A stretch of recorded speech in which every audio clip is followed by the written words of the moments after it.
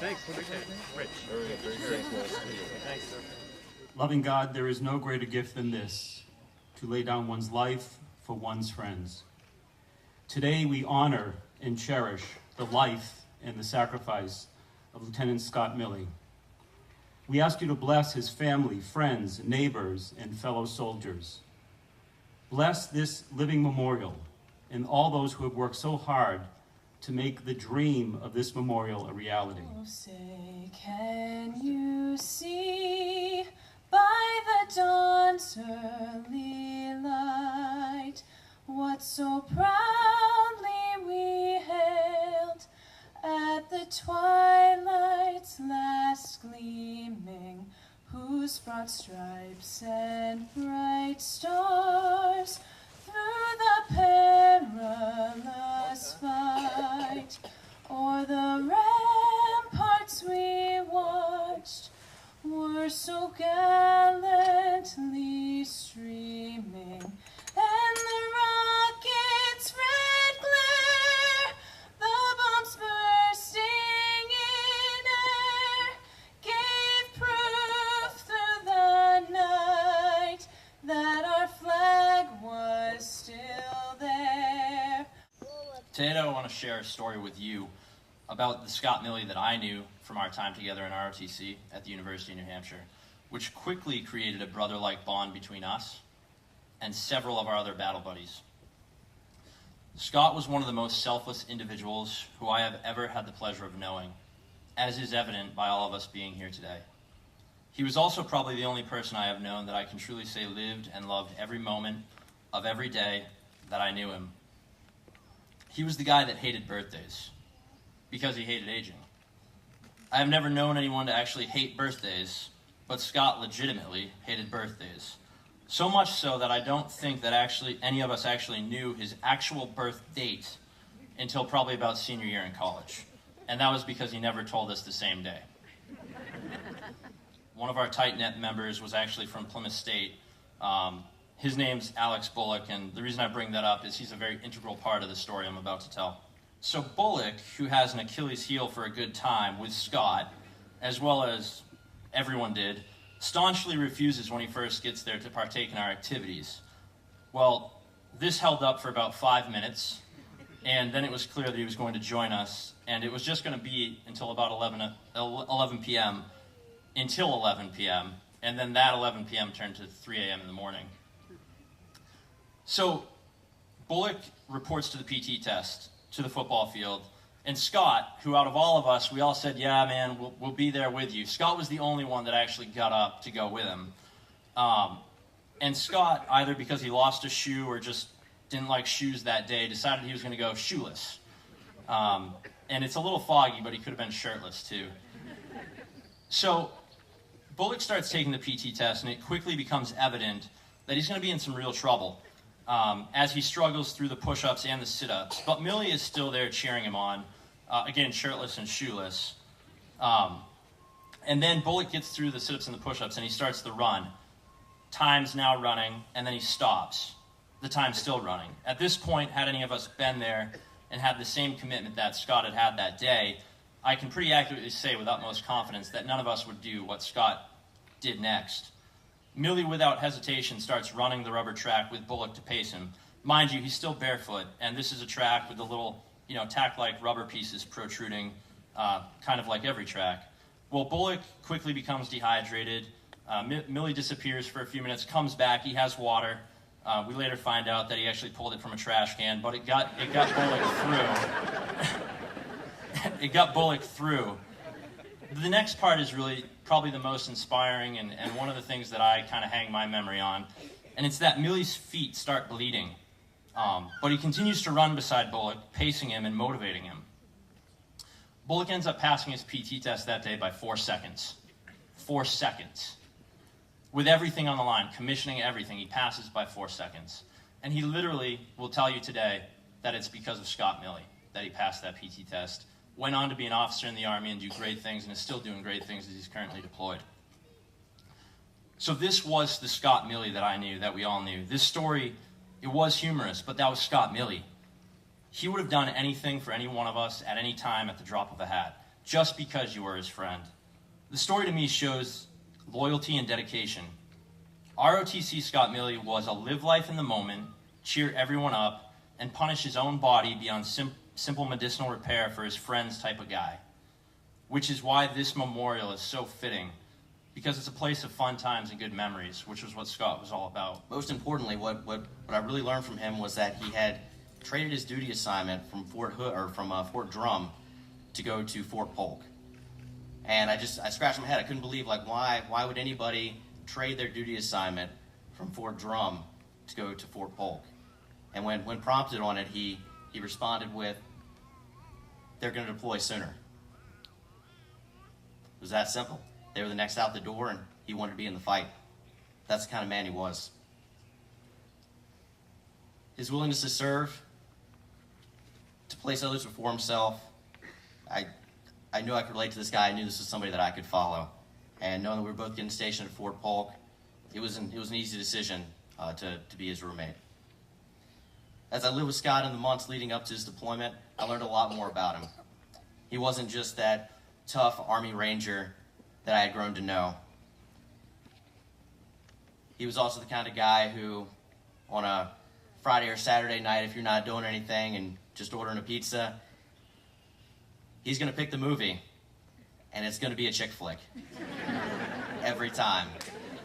I thought it was a joke at first. It was not. When I first walked into our apartment on Burgundy Street, the first thing I noticed was the Army flag hanging over the TV. Okay, Scott, he's a Ranger. Got it. I noticed a gargoyle statue. I had no idea what that was. And I noticed his teddy bear proudly displayed on his bed. And I was just like, wow, 2 months in Ranger School, I really have no idea who this guy is. That's who Scott was. Scott was caring, but he was tough too. He was also impulsive. Anybody who knows Scott knows how impulsive he is. I pulled up one night after work, and I see Scott standing in the doorway, and he looked really confused, like he didn't know where he was going to go. Was he in? Was he out? Couldn't decide where he wanted to be. And I walk up, I'm like, what's going on? And he takes a look at me, and he says, dude, we got a dog. I said, what? He's like, yeah, I need you to watch it real quick. I'm going to run out to the store and get some food. I'm so glad you're here. And I'm like, well, yeah, I mean, of course I can watch this dog. You got to explain more. You can't just run off. You got to explain this real quick. And he looks at me and he says, well, I was on my way home from work and I almost ran her over. So I pulled over to the side of the road and I tried to move her out of the road. She wouldn't move out of the road. And then she just started following me back to my truck. So she jumped in and that was that. She looked hungry, so I'm going to go get her some food. Okay. I said, Scott, you're deploying in 2 weeks. What are we going to do with the dog? I said, I don't know. We'll figure it out. So, we figured it out. Mr. and Miss Milley, thank you for taking that one on for us. When we asked your friends to spruce up the place where we've gathered today, they came from near and far. Your voice echoed to the trees, to the houses, shops, schools, churches, taverns, and military organizations. One of the first acts of kindness was a local middle school girl who donated her bat mitzvah money in respect to your service to our country. Then a local elementary school warrior pinned the school on 9/11 and shared your life with her teacher and all of her classmates.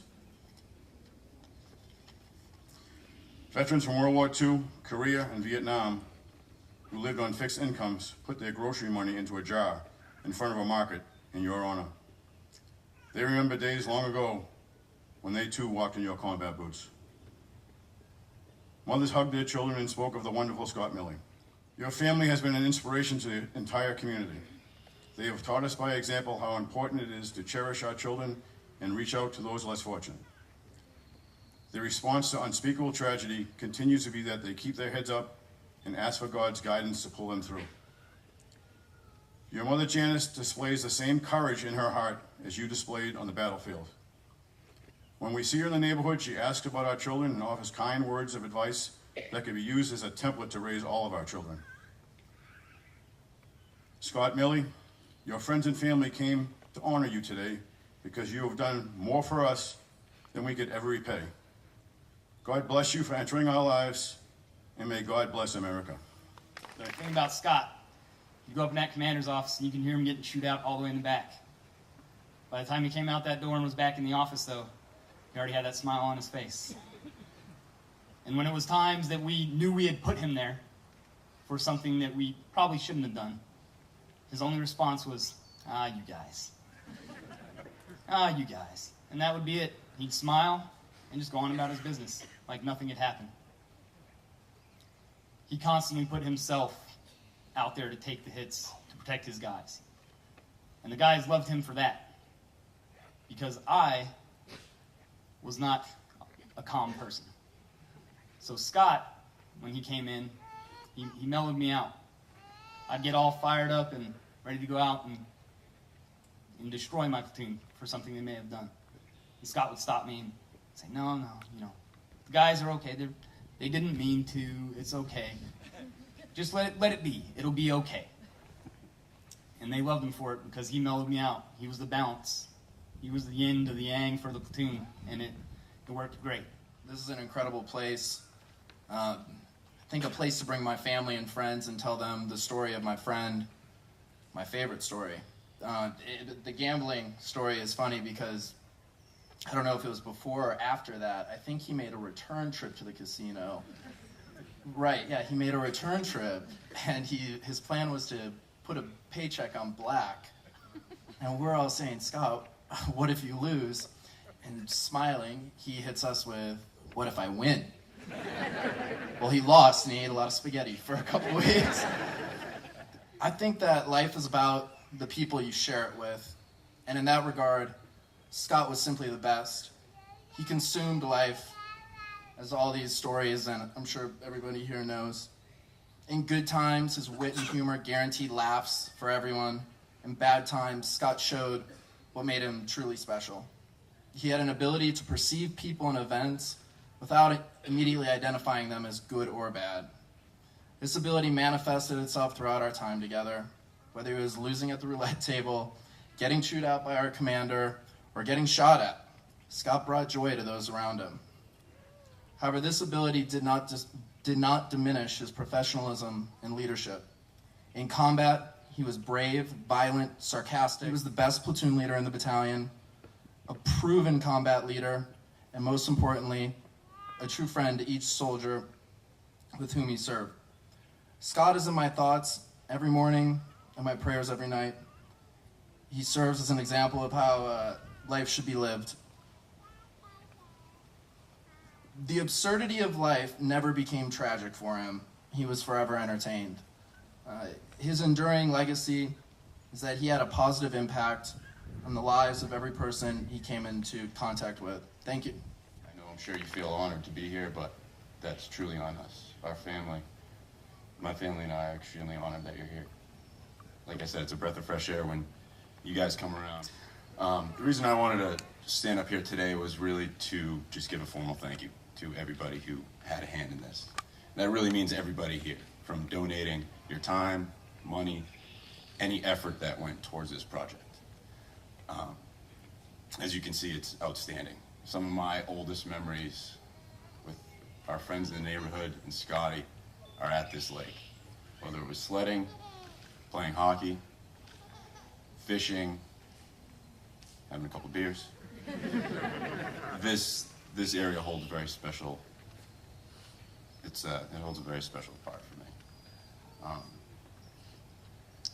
I think anytime something good can come from any type of tragedy, it's a great thing. I really think this is a great thing for our community.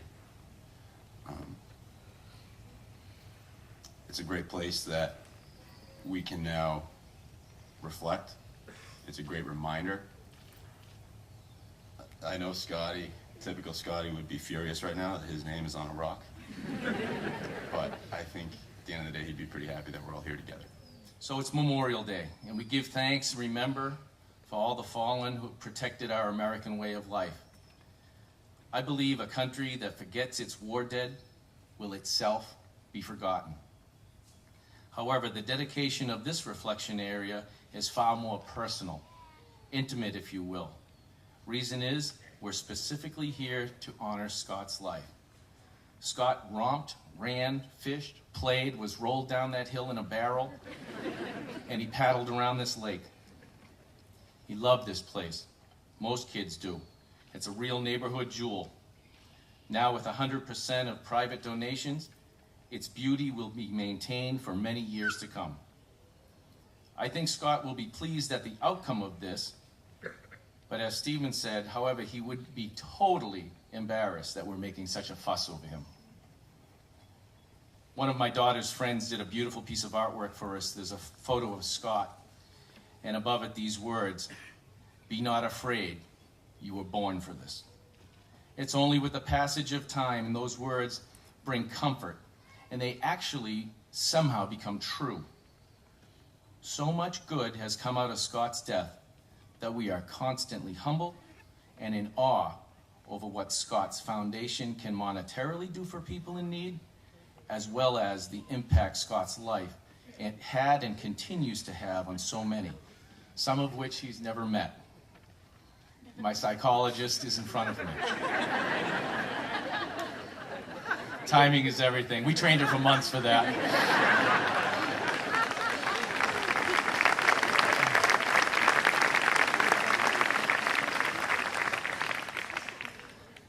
Scott was born to do good, and Scott was killed to do even better.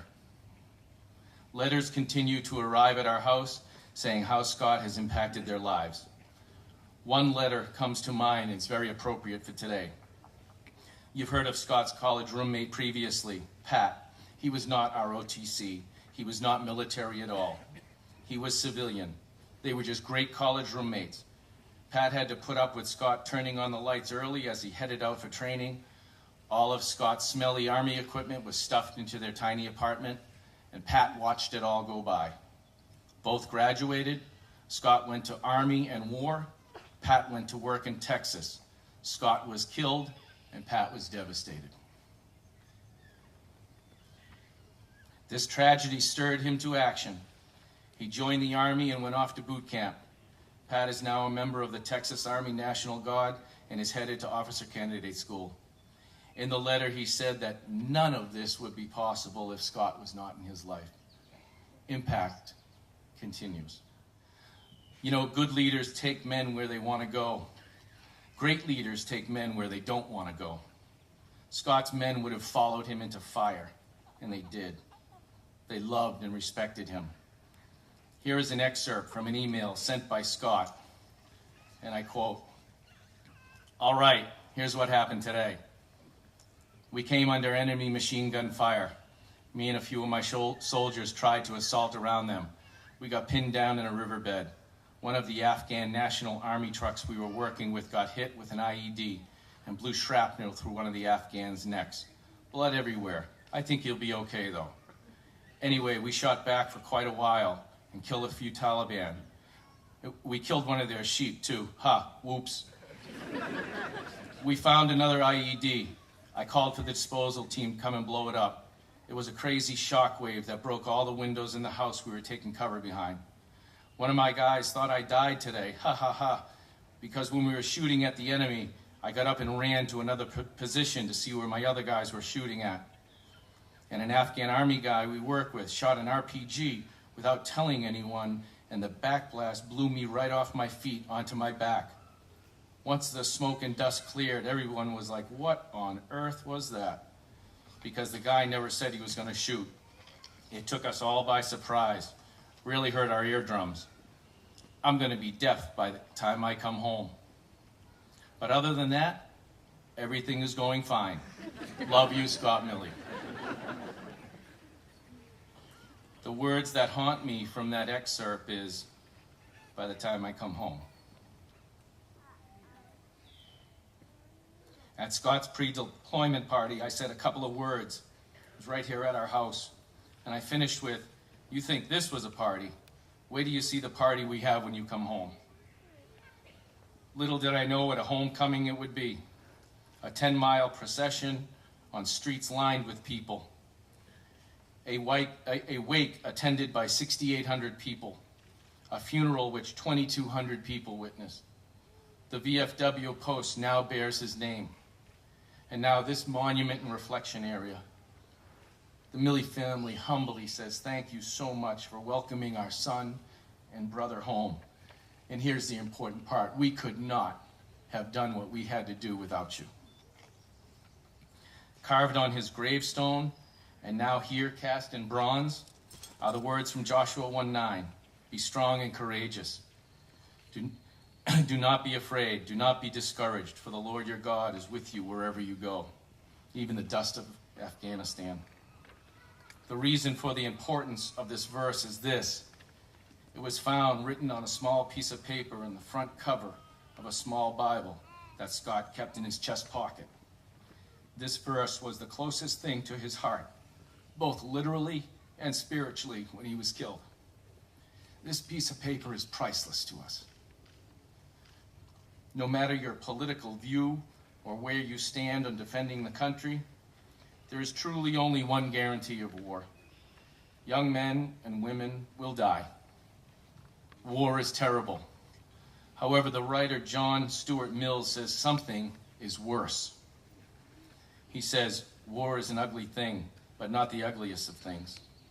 The decayed and degraded state of moral and patriotic feeling, which thinks that nothing is worth war, is much worse. The person who has nothing for which he is willing to fight, nothing which is more important than his own personal safety, is a miserable creature and has no chance of being free unless made and kept so by the exertions of better men than himself."